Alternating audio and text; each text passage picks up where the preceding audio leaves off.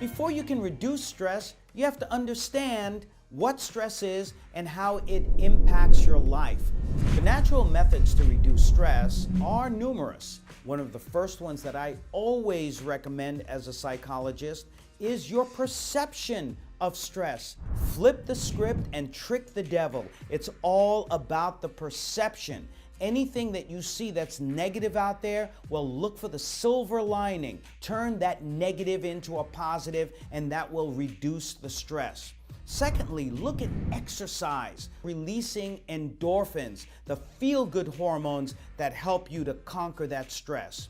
You should look at changing your diet and eating fruits and vegetables that help you build up your physical and emotional immune system in order to ward off a lot of that stress. Look at getting a better night's sleep. If you are getting those Z's, if you are getting enough of that REM sleep, then certainly you'll feel better in the following day.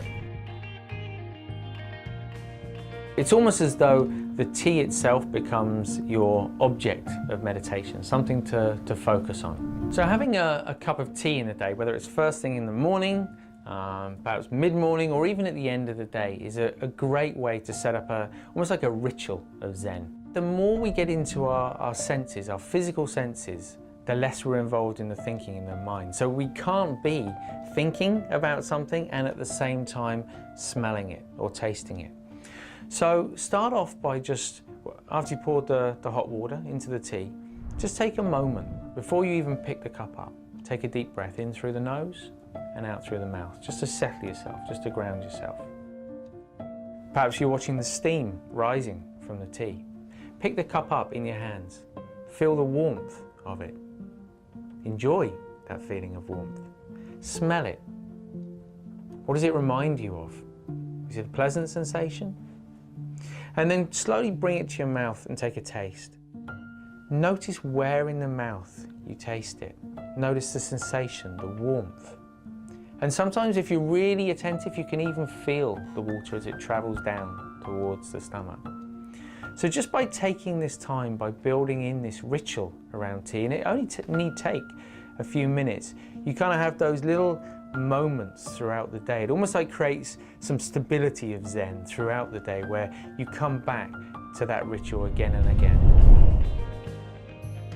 One thing that I always say to people is find a way to cut corners. One of the things we've talked about is this idea of being a good enough caregiver rather than the super caregiver. And that really may mean that sometimes you cut corners. You order dinner out, you purchase the birthday cake, you have someone else pick the kids up from school. Sometimes cutting those corners and not feeling that you have to be perfect, which is very much a head game, but if you can let that down and let that go, sometimes that can be a way of saying, okay, I can handle this.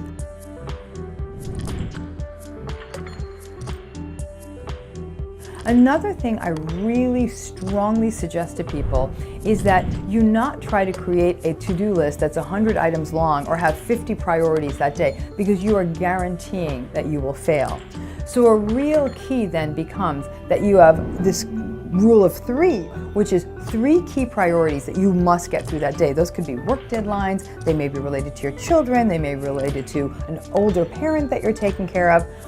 You must get those done. And once those are done, probably everything else will fall into place, or maybe not, that you'll find ways to cut corners, for example, to get dinner on the table so you get the deadline done. But I do think it's about keeping those priorities manageable, finding ways to cut corners, and more than anything, allowing yourself to realize that good enough is more than enough.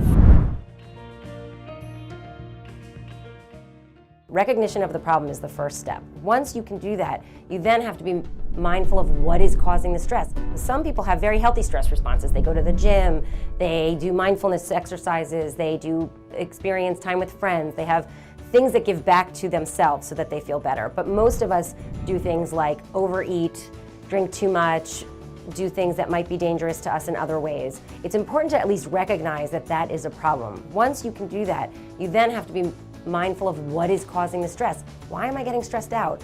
What is happening in my life? Are there really practical things that I can do to reduce the stress? Can I eat better? Can I get more sleep? Can I get some exercise?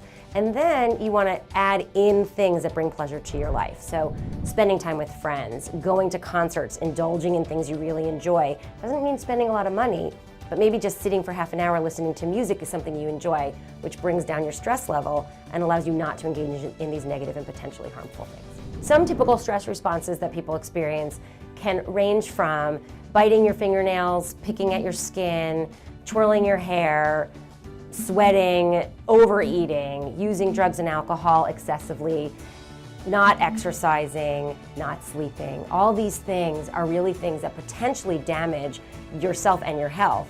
So if you can replace them with alternative and healthier things, it'll build a better life for you. How do you avoid getting super angry when provoked? People who know how to push your buttons will push the same button over and over and over again. And it's your job to deactivate the buttons. Stop reacting in the same way. Sometimes you have to stop reacting at all.